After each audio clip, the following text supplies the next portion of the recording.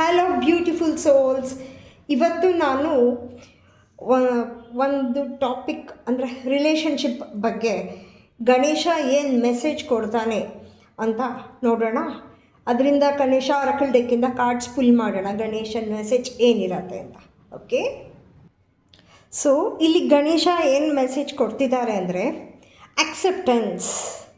ನೀವು in case ಏನಾದರೂ mistakes ಮಾಡಿದರೆ ರಿಲೇಷನ್ಶಿಪ್ಪಲ್ಲಿ ಯಾರಿಗಾರೋ ಹರ್ಟ್ ಆಗೋ ರೀತಿ ಮಾತಾಡಿದರೆ ಅದನ್ನು ಅಕ್ಸೆಪ್ಟ್ ಮಾಡ್ಕೊಳ್ಳಿ.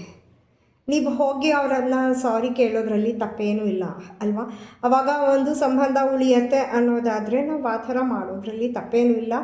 ನೀವು ಮಿಸ್ಟೇಕ್ಸ್ನ ಅಕ್ಸೆಪ್ಟ್ ಮಾಡಿಕೊಂಡು ಮುಂದೆ ನಡೀತೀನಿ ಅಂತಂದರೆ definitely it is going to be a better.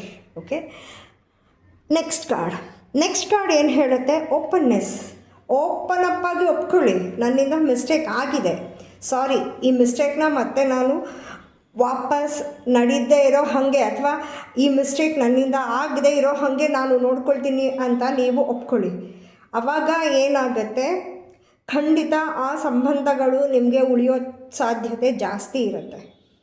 ಮತ್ತು ನಿಮ್ಮನ್ನು ನೀವು ಹೇಗೆ, ನಿಮ್ಗೆ ಆ ಸಂಬಂಧ ನಿಮಗೆ ಬೇಕೇ ಬೇಕು ಅಂತ ನಿಮಗೆ ಇಷ್ಟ ಇತ್ತು ಅಂತಂದರೆ, ಅಥವಾ ಅದನ್ನು ಅವ್ರನ್ನ ಬಿಟ್ಟು ನಿಮಗೆ ಇರೋಕ್ಕೆ ಆಗಲ್ಲ ಅನ್ನೋದಾದರೆ ಹೋಗಿ ಅವರು ನೀವೇನೇ ತಪ್ಪು ಮಾಡಿದ್ರು ಅಥವಾ ಅವರಿಂದ ನಿಮ್ಗೆ ಹರ್ಟ್ ಆಗಿದ್ರು, go and talk to them open up ಆಗಿ ಮಾತಾಡಿ ಅಪಾಲಜಿ ನಿಮ್ಮಿಂದ ಆಗಿದ್ರೆ ನೀವು ಅಪಾಲಜಿ ಕೇಳಿ, ಇಲ್ಲ ಅವರಿಂದ ಆಗಿದ್ರೆ ಹೋಗಿ ಹೇಳಿ, ನನಗೆ ಈ ರೀತಿ ನೀನು ಮಾಡಿ ತಪ್ಪಿದೆ, ದಯವಿಟ್ಟು ಅದು ನನಗೆ ಹರ್ಟ್ ಆಗಿದೆ, ಅದನ್ನು ನೀವು ಸರಿಪಡಿಸ್ಕೊಳ್ಳಿ ಅಂತ. ನಿಮ್ಗೆ ಇನ್ ಕೇಸ್ ಈ ರಿಲೇಷನ್ಶಿಪ್ ಬೇಕು ಅಂದರೆ ಓಪನ್ನೆಸ್ ಆಗಿ ಮಾತಾಡಿ. ಅದನ್ನು ಆ ಥರ ಸರಿ ಮಾಡಿಕೊಂಡಾಗ ನಿಮಗೆ ಖಂಡಿತ ಒಂದು ಬದಲಾವಣೆ ಅನ್ನೋದು ಸಿಕ್ಕತ್ತೆ. ಬದಲಾವಣೆ ಅನ್ನೋದು ಸಿಕ್ಕಿದಾಗ ನಿಮಗೆ ಒಳ್ಳೆ ಒಂದು ಮಧುರವಾದ ಬಾಂಧವ್ಯ ಅಲ್ಲಿ ಏರ್ಪಾಡಾಗುತ್ತೆ.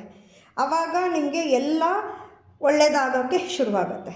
ಇದು ಗಣೇಶನ message for relationship. Thank you, beautiful souls.